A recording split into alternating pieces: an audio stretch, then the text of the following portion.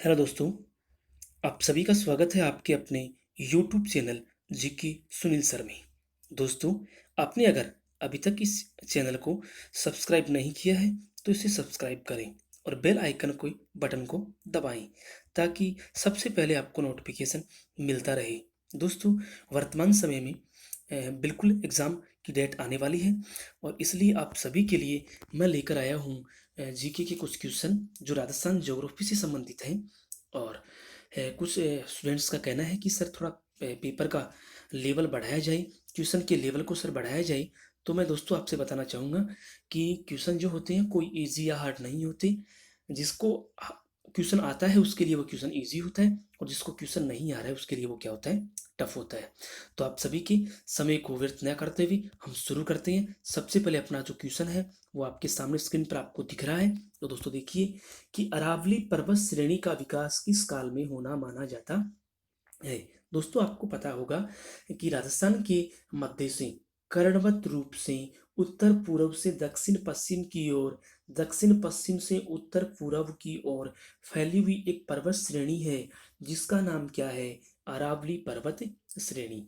यहाँ पूछा गया है संपूर्ण अरावली के बारे में, जो गुजरात में भी है, राजस्थान में भी है, हरियाणा और उसके बाद में दिल्ली तक जाती है। तो उसमें दोस्तों पूछा गया है कि इस अरावली का विकास कौन से काल में हुआ है। तो दोस्तों अरावली का जो विकास है वो प्री कैम्ब्रियन काल में हुआ है। यहाँ ऑप्शन अपना कौन सा सही होगा, सी। लेकिन ऑप्शन तो हमने जान लिया, लेकिन ऑप्शन के साथ हमें दोस्तों यह पता करना है कि वास्तव में ये प्री कैम्ब्रियन क्या है। तो दोस्तों प्री कैम्ब्रियन के अंतर्गत एक तो अरावली और दूसरी देहली महासमूह की शैलें आती हैं। अगर और कैसे कैसे क्वेश्चन पूछे जा सकते हैं हम यहाँ उनकी बातें करेंगे। तो अरावली पर्वत श्रेणी का जो विकास है वो तो कब हुआ है, प्री कैम्ब्रियन काल में हुआ है, प्री कैम्ब्रियन युग में हुआ है। लेकिन इसी के साथ साथ प्री कैम्ब्रियन में देहली महासमूह की शैलों का निर्माण भी हुआ है। इसी प्री कैम्ब्रियन का जो समय है दोस्तों वो 25,000 लाख वर्ष पहले का है। कितने हजार वर्ष पहले, 25,000 लाख वर्ष पूर्व बना था कौन, प्री कैम्ब्रियन का समय रहा है।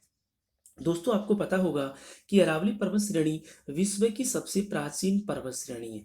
ये क्वेश्चन भी दोस्तों बहुत बार एग्जाम में आ चुका है कि निम्न में से दुनिया की सबसे प्राचीन, विश्व की सबसे प्राचीन पर्वत श्रेणी कौन सी है, तो वह कौन सी है, अरावली है।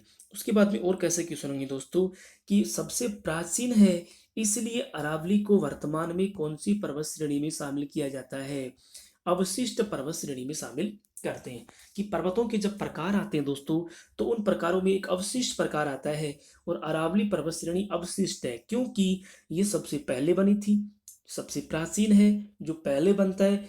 उम्र ज्यादा हो गई है, ज्यादा आयु है, बुढ़ापे का समय आ चुका है, यह कटने लगी है, छटने लगी है, ऊंचाई कम घिस गई है, इसलिए दोस्तों कैसी बन गई है, ये अवशिष्ट पर्वतों की श्रेणी में आ रही है। ठीक है। उसके बाद में दोस्तों एक और महत्वपूर्ण क्वेश्चन ये है कि क्या आपको पता है कि प्री कैम्ब्रियन चट्टानों का, क्या आपको पता है कि राजस्थान की प्री कैम्ब्रियन चट्टानों का आधारभूत वर्णन किसने किया। कि ये प्री कैम्ब्रियन चट्टानें जो राजस्थान में भी है, क्योंकि अरावली तो है राजस्थान में, ठीक है, राजस्थान में है, तो राजस्थान की प्री कैम्ब्रियन चट्टानों का आधारभूत वर्णन किसने किया। तो यह बहुत महत्वपूर्ण बात है। तो राजस्थान में प्री कैम्ब्रियन शैलों का आधारभूत वर्णन करने वाले हैं ए एम हेरोन नाम का एक व्यक्ति। हेरोन नाम के आदमी ने राजस्थान में प्री कैम्ब्रियन शैलों का आधारभूत वर्णन किया। यह वर्णन दोस्तों 1936 और 1953 में प्रस्तुत किया है। ठीक है। तो ये क्वेश्चन बहुत महत्वपूर्ण क्वेश्चन है। ये आरएस में, फर्स्ट ग्रेड में, राजस्थान पुलिस, पटवार, किसी भी एग्जाम में ये क्वेश्चन पूछा जा सकता है कि राजस्थान की प्री कैम्ब्रियन चट्टानों का आधारभूत वर्णन किसने किया। तो एम हेरोन नाम के व्यक्ति ने सन 1936 और 1953 में किया है। ठीक है दोस्तों, नेक्स्ट क्वेश्चन की बात करते हैं कि देश में 142 डेजर्ट ब्लॉक, यानी भारत में कुल 142 मरुस्थलीय क्षेत्र हैं, डेजर्ट ब्लॉक हैं। उसमें से राजस्थान में कितने ब्लॉक हैं। क्योंकि मरुस्थल आपको पता होगा दोस्तों, ये थार का जो मरुस्थल है ये पंजाब में भी है, ये हरियाणा में भी है, ये राजस्थान में भी है, ये गुजरात में भी है। तो ऐसे करके कितने डेजर्ट ब्लॉकों में विभाजित किया? 142 में। लेकिन यहाँ क्वेश्चन ये पूछा गया है दोस्तों कि राजस्थान में कितने हैं? 142 में से राजस्थान में कितने डेजर्ट ब्लॉक हैं? तो दोस्तों राजस्थान में कितने हैं? 185 डेजर्ट, नहीं सॉरी दोस्तों, केवल 85 डेजर्ट ब्लॉक कहाँ हैं? राजस्थान में। तो इसका मतलब हम ये भी कह सकते हैं कि देश में सबसे ज्यादा जो डेजर्ट ब्लॉक हैं वो कौन से राज्य में है? राजस्थान में। क्योंकि 142 में से 85 जो ब्लॉक हैं वो अकेले किस में स्थित हैं? राजस्थान में स्थित है। ठीक है। आपको ये भी पता होगा कि इसमें डीपीपी कार्यक्रम चलता है। इस मरुस्थलीय क्षेत्र के विकास के लिए केंद्र सरकार ने डीपीपी कार्यक्रम भी चलाया था। नेक्स्ट क्वेश्चन की बात करते हैं दोस्तों कि राजस्थान का प्रमुख जल विभाजक है। जल विभाजक, जल विभाजक का मतलब आप समझ गए होंगे दोस्तों, जल का बंटवारा। यहाँ जल का बंटवारे का मतलब ये है, जल का विभाजन करने का मतलब ये है कि राजस्थान के अपवाह तंत्र की बात करें तो राजस्थान में कुछ नदियां ऐसी हैं जो बे ऑफ बंगाल, बंगाल की खाड़ी में अपना जल ले जाती है। कुछ नदियां ऐसी है जो अरब सागर में जाती है। तो मतलब ये जल बांटने का काम हुआ। तो दोस्तों राजस्थान में ही नहीं, संपूर्ण भारत की अगर बात करें, जैसे ये मैं राजस्थान का एक रेखा चित्र, भारत का एक रेखा चित्र बनाने का प्रयास कर रहा हूँ दोस्तों। ये इस तरह से यहाँ राजस्थान, उसके बाद में यहाँ गुजरात है और ये दक्षिण में दक्षिणी भारत है। ठीक है।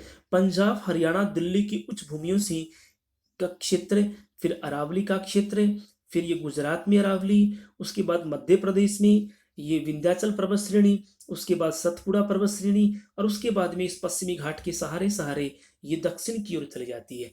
ये दोस्तों एक ऐसी भूमि है, ये दोस्तों एक ऐसी भूमि है, ऐसी भूमि है जो क्या है, जो ऊपर उठी हुई है, ऊपर उठी हुई है, ये ऊपर उठी हुई है दोस्तों। तो ये जो ऊपर उठी हुई भाग है, इसके पश्चिम में बहने वाली सभी नदियां अपना जल कहाँ ले जाती है? अरब सागर में। और उसके पूर्व में बहने वाली सभी नदियां अपना जल कहाँ ले जाती है? बंगाल की खाड़ी में ले जाती हैं। तो राजस्थान में यहाँ पर कौन स्थित है? अरावली स्थित है। कौन स्थित है? अरावली। तो इसका मतलब राजस्थान में प्रमुख जल विभाजक का काम कौन करती है? अरावली करती है। क्योंकि अरावली के पश्चिम में, या तो अरावली से उद्गम होने के बाद अगर नदी पश्चिम में बह रही है तो वो अरब सागर में जा रही है। अगर नदी अरावली से निकलकर पूर्व में बह रही है तो वो कहाँ जा रही है? बंगाल की खाड़ी में जा रही है। ठीक है। तो यहां हम ये कहेंगे कि राजस्थान का प्रमुख जल विभाजक कौन है? अरावली है। नेक्स्ट क्वेश्चन दोस्तों, नेक्स्ट क्वेश्चन की बात करते हैं। देखिए यह क्वेश्चन दोस्तों, जैसलमेर राजस्थान का सबसे बड़ा जिला धौलपुर जिले से बड़ा है। देखिए यहाँ कई क्वेश्चन आपके सामने हल हो रहे हैं। पहला क्वेश्चन है कि जैसलमेर क्षेत्रफल की दृष्टि से राजस्थान का सबसे बड़ा जिला है। देखिए क्वेश्चन कैसा है कि क्षेत्रफल की दृष्टि से राजस्थान का सबसे बड़ा जिला, तो वह कौन सा है? जैसलमेर है। और सबसे छोटा जिला जो है वो कौन है? धौलपुर है। वो कौन है? धौलपुर। ठीक है। अब यहाँ ये देखा गया है कि जैसलमेर जो है ये धौलपुर से कितने गुना बड़ा है, क्योंकि यहाँ हमारे सामने ऑप्शन जो है वो गुणा में दिए हुए हैं कि 12.66 गुना है, 15.22 गुना है, या 11.22 गुना है, या 16.66 गुना है। ठीक है। तो सबसे पहले इस क्वेश्चन को हल करने के लिए दोस्तों हमें पता होना चाहिए एक तो जैसलमेर का क्षेत्रफल, और एक किसका पता होना चाहिए? धौलपुर का। दोस्तों आपको पता होगा कि जैसलमेर का जो क्षेत्रफल है वो 38,401 वर्ग किलोमीटर है, क्योंकि क्षेत्रफल दोस्तों हमेशा किस में आता है? वर्ग किमी में, वर्ग किलोमीटर में आता है। ये तो किसका है? जैसलमेर का। लेकिन दोस्तों धौलपुर का जो है वो है 3033। कितना है? 3033 वर्ग किलोमीटर। ठीक है। अब दोस्तों अगर यहां आपको ऑप्शन का पता नहीं हो, इसमें से कौन सा सही होगा, और आपको ये दोनों पता है, क्योंकि जैसलमेर का क्षेत्रफल पता है और धौलपुर का क्षेत्र पता है, इन सभी को इससे गुणा करके देख लें। 3033 को अगर 12.66 से गुणा करते हैं तो लगभग कितना आता है? 38,400 के आसपास यहाँ आता है। तो इसका मतलब हमारा आंसर, दोनों का क्षेत्रफल हमें पता था और हमने सभी ऑप्शन से गुणा करके देखा तो सबसे नजदीकी ऑप्शन हमें यही मिला। तो हम कह सकते हैं कि 12.66 गुना बड़ा है जैसलमेर किससे? धौलपुर से। मतलब हम ये भी कह सकते हैं कि 12 जिले धौलपुर जितने क्षेत्रफल वाले, धौलपुर जितने क्षेत्रफल वाले 12 जिले जो हैं वो किस में समा सकते हैं? जैसलमेर में समा सकते हैं। ठीक है, नेक्स्ट क्वेश्चन की बात करेंगे दोस्तों। राजस्थान के संलग्न जिले हैं। संलग्न का मतलब है एक दूसरे से जुड़े हुए। ये क्वेश्चन आपका दोस्तों तभी हल हो सकता है जब आपको राजस्थान के सभी जिलों की स्थिति के बारे में पता है। और अगर आप कंपटीशन की तैयारी कर रही हैं और राजस्थान का जीके आप पढ़ रहे हैं तो सबसे पहले दोस्तों आपको राजस्थान के मैप में प्रत्येक जिले की स्थिति के बारे में आपको पता होना चाहिए। ये बहुत जरूरी है क्योंकि यह क्वेश्चन तभी हल होगा जब आपको पता होगा कि कौन से जिले से कौन से जिले की सीमा लगती है। जैसे ये राजस्थान का मानचित्र, जैसलमेर वाला भाग, दक्षिणी हिस्सा, झालावाड़ वाला भाग, पूर्वी हिस्सा, इस तरह से राजस्थान का एक हमने टूटा फूटा रेखा चित्र यहाँ बनाया स्क्रीन पर दोस्तों। तो देखिए, सबसे पहले हम बात करते हैं, यहाँ पर एक जिला है सिरोही। ठीक है, सिरोही के बाद पश्चिम में जाते हैं दोस्तों आता है जालोर, और जालोर के बाद में कौन आता है? बाड़मेर। कौन आता है? बाड़मेर। लेकिन क्या सिरोही से बाड़मेर की सीमा लगती है? नहीं लगती, क्योंकि सिरोही को तो किसकी सीमा लगती है? जालोर की। तो पहला ऑप्शन तो यही गलत हो गया, क्योंकि संलग्न पूछा है। संलग्न का मतलब एक दूसरे से आपस में जुड़ा हुआ पूछा गया है। इसलिए दोस्तों यहां ध्यान रखना है कि सिरोही से जालोर जुड़ा हुआ है, बाड़मेर जुड़ा हुआ नहीं है। उसके बाद में दूसरे क्वेश्चन की ऑप्शन की बात करते हैं। तो दूसरा ऑप्शन दोस्तों है झालावाड़। यहाँ पर जो जिला है वो कौन है? झालावाड़। उसके बाद में यहाँ पे स्थित है दोस्तों कौन? बूंदी। कौन स्थित है? बूंदी। लेकिन इनके बीच में यहाँ कोटा आ जाता है। इनके बीच में कौन आता है? कोटा। आपको पता होगा कोटा मध्य प्रदेश के साथ 2 बार सीमा बनाता है, तो बीच में यहाँ पे कौन है? कोटा। इसका मतलब झालावाड़ से बूंदी सीधा जुड़ा हुआ नहीं है, और सीधा जुड़ा हुआ नहीं है तो यह ऑप्शन भी क्या हो जाता है? गलत हो जाता है। ठीक है दोस्तों, लेकिन अगर हम आगे बात करें कि राजस्थान के मानचित्र में ये इस तरह से, अगला ऑप्शन जो सी है उसमें देखिए दोस्तों, यहाँ पे स्थित है सिरोही। सिरोही से जुड़ा हुआ है कौन? पाली। और पाली से सीमा किसकी लगती है? नागौर के साथ। देखिए तीनों संलग्न है, तीनों आपस में जुड़े हुए, तीनों की आपस में सीमा लग रही है। सिरोही की पाली से लग रही है और पाली की किससे लग रही है? नागौर से लग रही है। इसका मतलब हमें एक आंसर तो यहाँ मिल गया, लेकिन चौथा ऑप्शन भी हमें चेक करना चाहिए, क्या पता इसमें कहीं मिस्टेक हो और ये हो। तो देखो इसे चेक कर लेते हैं। आपको पता है इधर उत्तर पूर्व में इधर चूरू है, चूरू के बाद में इधर आते हैं तो कौन आता है? झुंझुनू आता है। झुंझुनू के बाद कौन आता है? सीकर आता है। और सीकर के बाद कौन आता है? जयपुर आता है। तो दोस्तों झुंझुनू सीधा जयपुर से जुड़ा हुआ नहीं है, बीच में कौन आ जाता है? सीकर। इसका मतलब यह ऑप्शन भी गलत, बी भी गलत है, ए भी गलत है। सही कौन सा हुआ? सी ऑप्शन हमारा यहाँ सही हो गया। तो ऐसे क्वेश्चन को हम इस तरह जिलों की स्थिति के आधार पर भी हम चेक कर सकते हैं। नेक्स्ट क्वेश्चन दोस्तों कौन सा है कि राजस्थान के किस भौतिक क्षेत्र में मुकुंदरा की पहाड़ियां स्थित हैं? ठीक है, सबसे पहले आपको दोस्तों पता होना चाहिए मुकुंदरा की पहाड़ियां कहाँ स्थित है। तो मुकुंदरा की पहाड़ियां कोटा झालावाड़ वाला जो क्षेत्र है वहां स्थित है। और आपको पता होगा कोटा और झालावाड़ का जो क्षेत्र है वह दोस्तों कौन से प्रदेश में आता है? हाड़ौती प्रदेश में आता है। जैसे राजस्थान को हम 4 भौतिक प्रदेशों में विभाजित करते हैं। एक पश्चिम का थार का मरुस्थल है, 2 नंबर अरावली है, तीसरा अगर हम देखें तो पूर्व दक्षिण पूर्व का मैदानी प्रदेश आता है, और उसके बाद में 4 नंबर आता है दक्षिण पूर्व का पठारी प्रदेश। तो उस पठारी प्रदेश को दोस्तों क्या कहा जाता है? हाड़ौती, जिसमें कोटा, बूंदी, बारां और झालावाड़ जिले आते हैं। तो मुकुंदरा की पहाड़ियां कौन से प्रदेश में स्थित है? हाड़ौती प्रदेश में, या फिर ऑप्शन में आ सकता है दक्षिण पूर्व का पठारी प्रदेश। ठीक है, तो ऑप्शन किसी भी रूप में आ सकता है, उसका दूसरा नाम भी पूछा जा सकता है। नेक्स्ट क्वेश्चन की बात करें दोस्तों, जालोर सिवाना की पहाड़ियां बनी हैं। इस क्वेश्चन को दोस्तों हल करने के लिए आपको सबसे पहले एक बार पहले क्वेश्चन की बातों को याद करना होगा, क्योंकि वहां अरावली के बारे में पूछा था कि अरावली कौन से युग में बनी थी, वहां कैसी कैसी शैलें थी। दोस्तों आपको पता होगा कि वहां पर देली महासमूह है और अरावली महासमूह की शैलें पाई जाती हैं। समझ गए इस बात को? तो यहाँ अपने को बात करनी है जालोर सिवाना की पहाड़ियां बनी है। तो दोस्तों देखिए, जालोर नाम आ गया तो इसका मतलब आपको ऐसा लग रहा है कि जालोर सिवाना की पहाड़ियां इसी से बनी है। बिल्कुल राइट दोस्तों, आपने सही पकड़ा है। जालोर ग्रेनाइट और रायोलाइट। देखिए यहाँ ऑप्शन अकेला रायोलाइट नहीं आकर मालानी रायोलाइट भी आ सकता है। क्या आ सकता है? मालानी रायोलाइट भी आ सकता है। ये बाड़मेर वाला भाग है मालानी रायोलाइट वाला, ये जालोर का ग्रेनाइट जालोर जिले वाला भाग है। ये दोस्तों ये जालोर सिवाना वाला भाग अंबाई ग्रेनाइट। देखिए अगर नाम आ जाए अंबाई, अंबाई ग्रेनाइट जो है ये भी इसी दिल्ली महासमूह से बना है। यह आपने सुना होगा अजबगढ़ महासमूह की शैली, अजबगढ़ महासमूह की शैली, दिल्ली महासमूह की शैली। ये सभी दोस्तों Jalore granite, Malani rhyolite, Ambai granite, Kishangarh granite, ये सभी दोस्तों अजबगढ़ समूह की शैलों से और दिल्ली महासमूह की शैलों से ही बनी है। ठीक है, तो ये बात आपको बिल्कुल याद रखना है। और दिल्ली महासमूह और अजबगढ़ की जो शैलें हैं दोस्तों, यह प्री कैम्ब्रियन युग की मानी गई है। तो ये बात भी आपको यह ध्यान में रखनी है। नेक्स्ट क्वेश्चन दोस्तों, जयसमंद झील के पूर्व में पठार स्थित है। सबसे पहले आपको पता होना चाहिए जयसमंद झील कहाँ स्थित है। दोस्तों आपको पता होगा जयसमंद झील उदयपुर में स्थित है। कहाँ स्थित है? उदयपुर में। उदयपुर में जयसमंद झील के पूर्व में, जयसमंद झील के किधर है? पूर्व में एक कटा फटा धरातल है ये जयसमंद झील। और इस जयसमंद झील के ये पूर्व का भाग, यहाँ ये कटा फटा उबड़ खाबड़ जो धरातल है, पठारी भाग है, इसको दोस्तों हम क्या कहते हैं? लसाड़िया का या लासड़िया का पठार कहते हैं।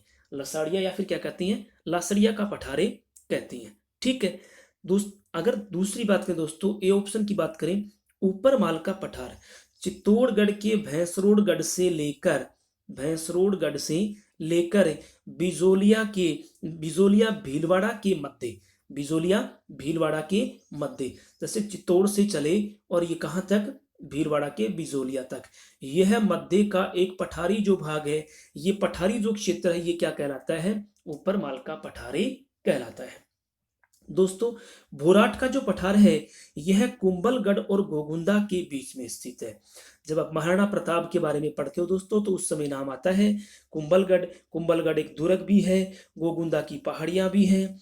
तो उन दोनों के बीच में कुंभलगढ़ और गोगुंदा के मध्य का जो भाग है, पठारी प्रदेश है, उसे क्या कहती है? भोराट का पठारे कहती है। या फिर दोस्तों यहाँ ऑप्शन में ये भी आ सकता है कि उदयपुर के उत्तर पश्चिम में, जैसे इस तरह से स्थित है उदयपुर जिला, तो उदयपुर जिले के उत्तर पश्चिम का यह जो भाग है, ये उत्तर पश्चिम के भाग में कौन सा पठार स्थित है? भोराट का पठारे स्थित है। तो ऊपरमाल भी हो गया, भोराट भी हो गया, और हमारे क्वेश्चन का जो आंसर है वो कौन सा हो गया? लसाड़िया का पठार।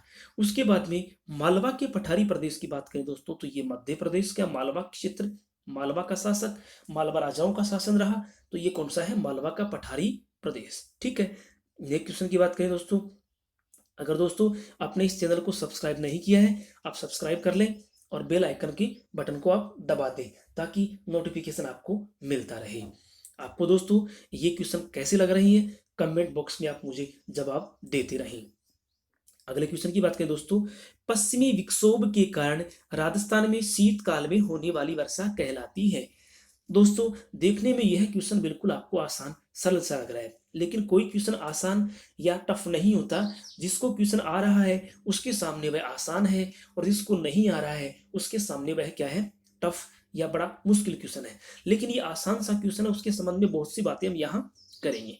पश्चिमी विक्षोभ क्या है? तो देखिए दोस्तों, भूमध्य सागरीय क्षेत्र से उठे चक्रवात पूरे एशिया को पार करने, जो हम ये कह सकते हैं कि पूरा का पूरा ये मरुस्थलीय क्षेत्र है, इराक, ईरान, कुवैत, कतर वाला जो क्षेत्र है, कजाकिस्तान वाला ये जो भाग है, इस भाग से ये मानसूनी, ये चक्रवातीय हवाएं भारत की ओर आती हैं, हिमालय से टकराती हैं, पंजाब, हरियाणा और उत्तरी पूर्वी राजस्थान में क्या करती है? वर्षा करती है।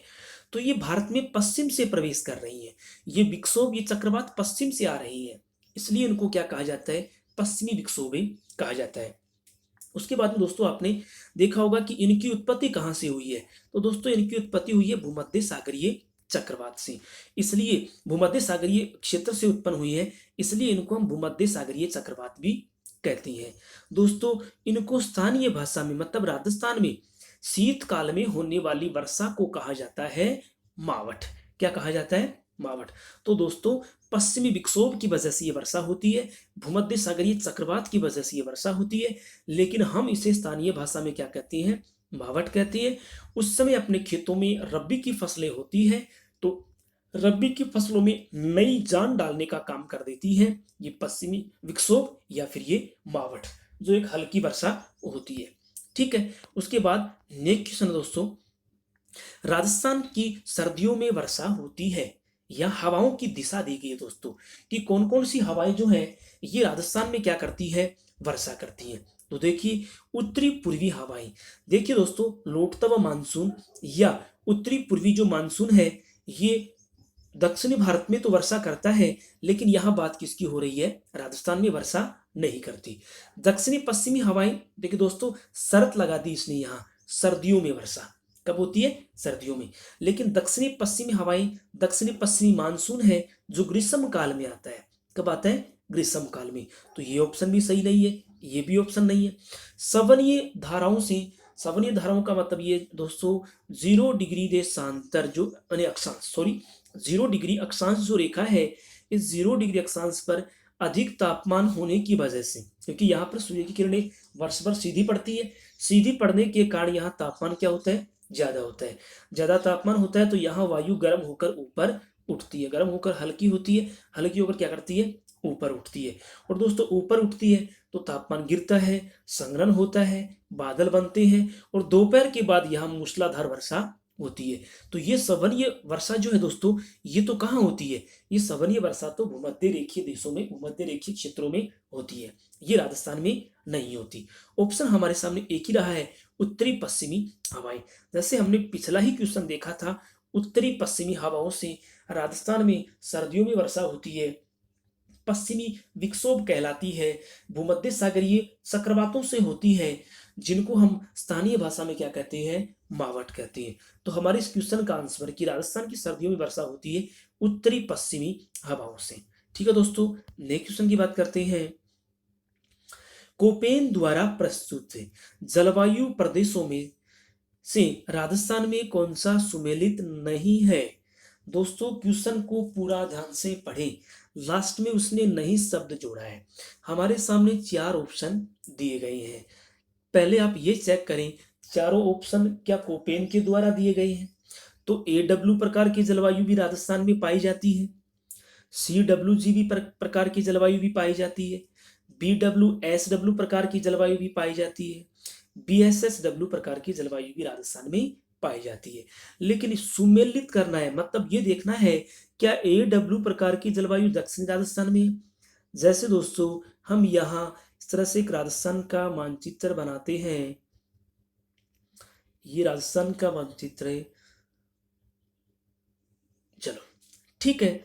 आपको पता होगा दोस्तों, पश्चिमी गंगानगर, बीकानेर, जैसलमेर, बाड़मेर वाला जो भाग है, यहाँ पर BWHW प्रकार की जलवायु पाई जाती है, मतलब शुष्क मरुस्थल में पाई जाती है। बिल्कुल बात सही है, शुष्क मरुस्थल में पाई जाती है।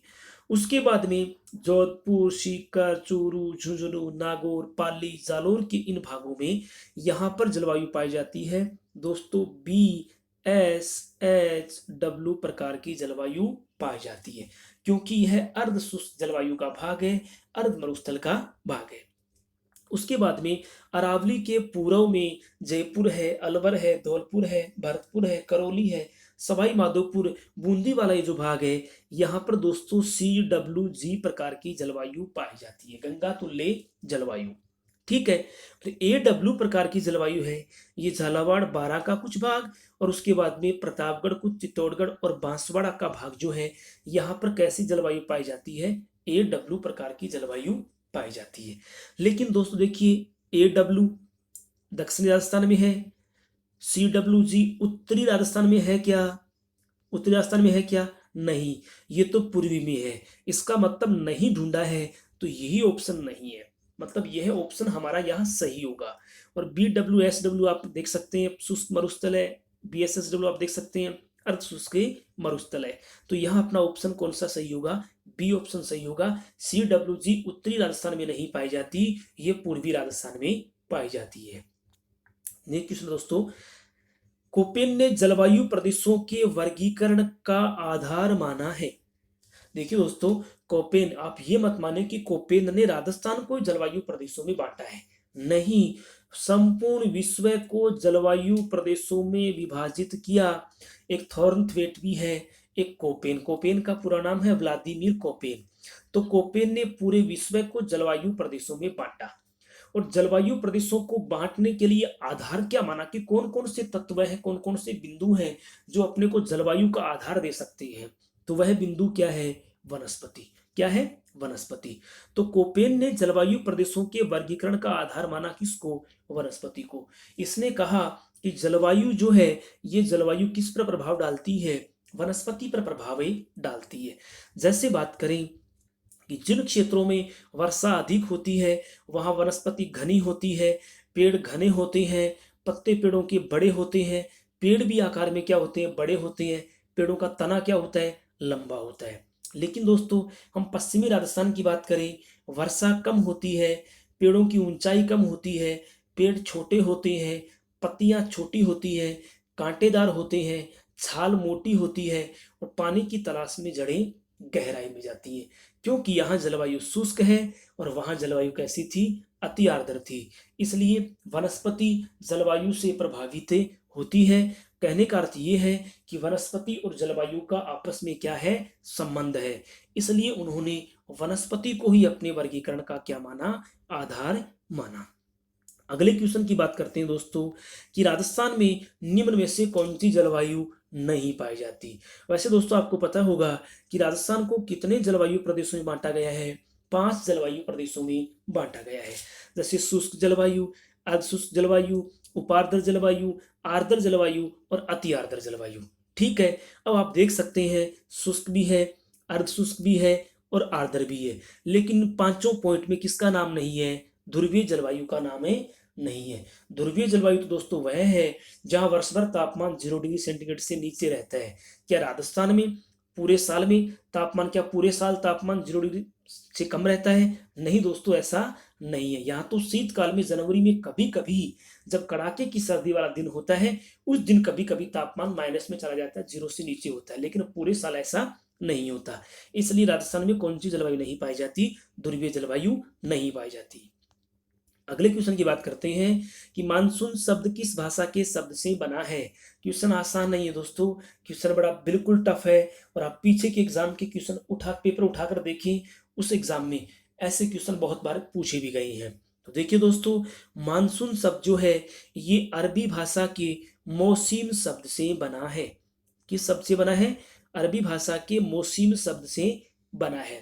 तो इसका मतलब दोस्तों, मौसीम शब्द से बना है, अरबी शब्द अरबी से बना है, तो मानसून शब्द किस भाषा का शब्द है?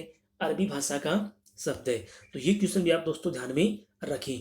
दोस्तों, आज अपना लास्ट क्वेश्चन कि राजस्थान को 2 भागों में बांटने वाली समवर्षा रेखा है। तो सबसे पहले दोस्तों, अपने को यहाँ जानना है कि समवर्षा रेखा क्या है। दोस्तों, आपने बहुत बार अपनी बुक में पढ़ा होगा समवर्षा, समताप रेखा, समताप रेखा। आपने दोस्तों पढ़ा होगा समदाब रेखा। क्या पढ़ा है? समदाब रेखा। ठीक है। ऐसे ऐसे शब्द आपने देखे होंगे। ये दोस्तों क्या होता है? देखिए, ये समवर्षा रेखा, समताप रेखा और समदाब जो रेखाएं होती है दोस्तों, ये काल्पनिक रेखाएं होती हैं। ये हकीकत में धरातल पर खींची भी नहीं होती। ये मानचित्र पर तापमान वाले स्थान, वायुदाब वाले स्थान को दिखाने के लिए प्रदर्शित की जाती है। तापमान और वायुदाब को प्रदर्शित करने के लिए दिखाया जाता है। तो पहले हम बात करेंगे समवर्षा रेखा क्या है। तो मानचित्र पर खींची गई वे काल्पनिक रेखाएं जो 2 समान वर्षा वाले स्थानों को मिलाती हैं।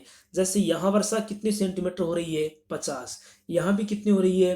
50।